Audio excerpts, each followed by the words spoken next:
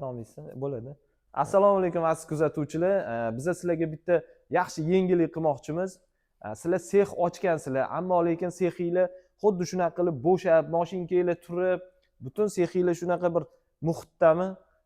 Yoki bo'lmasam, mahsulot ishlab chiqarmoqchisiz, qanaqa material tanlashni bilmayapsizmi?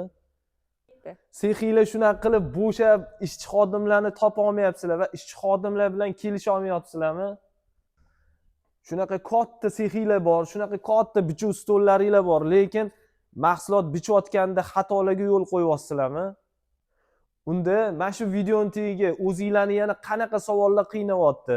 Eksportga chiqmoqchisizlar, lekin nima kamchiliklar bo'lyapti yoki bu sohaga kirmoqchisizlar, nima sizlarni qiynayapti?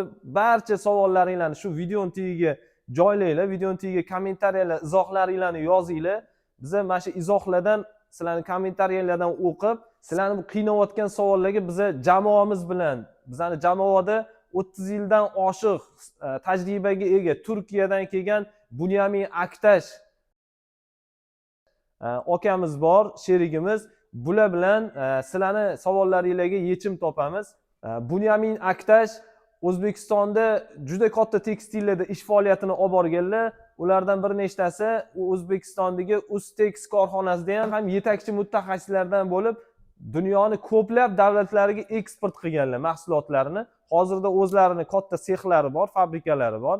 Shunaqa chiroyli ko'ylaklarni, materiallarni qaysi fabrikalardan olish kerak, bu ko'ylaklar uchun qanaqa materiallar ishlatiladi, bu ko'ylaklarni gramaji, materialli enlari qanaqa bo'lishi kerak. Shunaqa savollaringlarni izohlarda qoldiringlar. Nima savollaringlar bo'lsa, savollarni beringlar. Biz savollaringizga yechim topishga yordam beramiz. Ushbu videoning tagida o'zingizlarni barcha tekstil sohasida qiynayotgan savollarni izohlarda qoldiringlar va podpiska, like tugmalarini bosishni unutmanglar. Bu sizlarni biz uchun berayotgan bahoylar, e'tiboringlar bo'ladi.